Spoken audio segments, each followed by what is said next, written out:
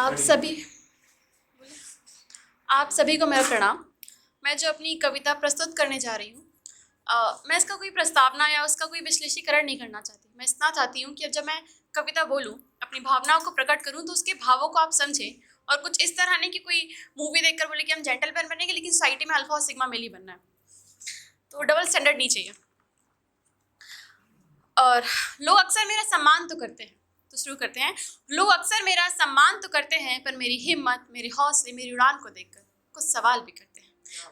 मैं कौन हूँ और मुझे क्या करना है?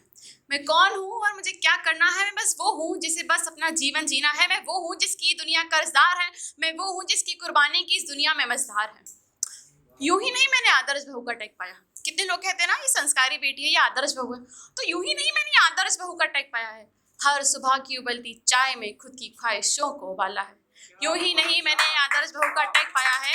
हर सुबह की चाय में खुद की ख्वाहिशों को उबाला है। सुनो ना, रसोई घर में अच्छी लगती हो, ये दहलीज पार मत किया करो, ये साड़ी में खूब जचती हो, ये वन पीस की बातें मत किया करो, घर की चाबियां संभाल लेती हो, दफ्तर का जिक्र मत किया करो। पर बस ना मुझे भी अपना जीवन जीना है।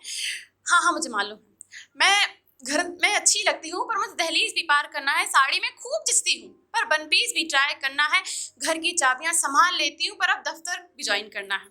हाँ, मुझे मालूम है, मुझे मालूम है, दफ्तर जाने से पहले घर का खाना बनाना है, बाबूजी की दवाई, घर की पूजा आरती, दफ्तर आने के बाद बच्चों को पढ़ाना है, और फिर एक कप चाय बनाकर प्रिय तुम्हें भी तो पिलाना है।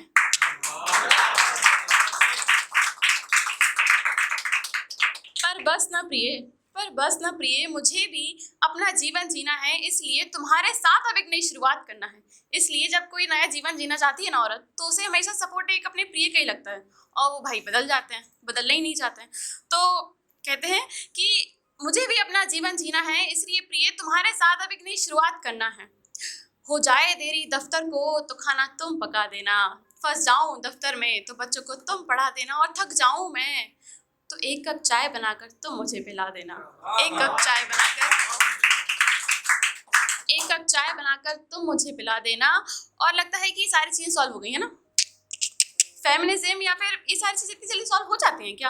हाँ, पोइट्री और मूवीज में हो जाती हैं, पर मत पूछना ये गठरी कितनी भारी है, क्योंकि इन अंधेरी नगरियों में तो मेरी जंग अब भी जारी है। तुम पूछते हो मैं कौन हूँ? मैं सरस्वती, लक्ष्मी, मैं चंडी, मैं काली हूँ, और इन अंधेरी नगरियों में आज भी एक मैं अबला नारी हूँ।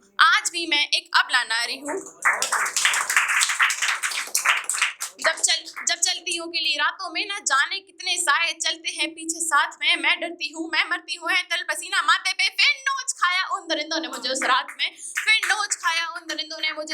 में। बचाओ बचाओ मैं चीख रही थी, पर कोई नहीं था उस राह में। फिर ना जाने मेरी तस्वीर कैसे छप गई सुबह के अखबार में। जीते जी उन्होंने मुझे मारा है, हर मर्यादा की आंचल को तोड़ा है। फिर भी मैंने खुद को समेटा और एक नया जीवन जोड़ा है। पर इस समाज ने मुझे हर बार तोड़ा है। समाज की इज्जत का मुझ पे छाप लगाते हैं, उन दरिंदों को आजाद कर मुझे ही बेहया बताते हैं। समाज की इज्जत का मुझ पर छाप लगाते हैं, उन दरिंदों को आजाद कर मुझे ही बेहया बताते हैं। पर बस क्यों निकली अकेली रात में जब कोई नहीं था साथ में? अरे छोटे कपड़े पहने थे, हो नहीं था ये सब कुछ साथ में। ये सारी बातें नहीं आती मेरे दिमाग में, क्योंकि 8 महीने की हो, 28 की हो या 80 की हो, हर एक नई खबर छप जाती है सुबह के अखबार में। पर बस प्रिय, मुझे भी अपना जीवन जीना है। इसलिए मुझे उस रात को सच में चंडी बन जाना है, और इस तो समाज ने अगर मुझ पर उंगली उठाई तो उसको भी उस ज्वाला में जल जाना है। तुम पूछते हो मुझसे मैं कौन हूँ? मैं सिर्फ एक स्त्री हूँ, ज्यादा ख्वाहिश नहीं है मेरी। मुझे सिर्फ अपनी उड़ान को पूरा करना है, मुझे अपना जीवन जीना है। तुम पुरुष हो, तुम्हें अपनी मर्यादाओं में रहना है। इस समाज को नारी का सम्मान करना है। धन्यवाद।